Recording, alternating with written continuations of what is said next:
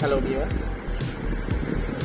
Polygranite sheet WPC বা PVC দিয়ে যদি কেউ ঘরের ইন্টেরিয়র ডিজাইন করাতে চান তাহলে অবশ্যই আমার সাথে যোগাযোগ করুন, কারণ এখানে সব ধরনের পিভিসি এবং ডাব্লিউপিসি প্রোডাক্ট অ্যাভেলেবল পাবেন।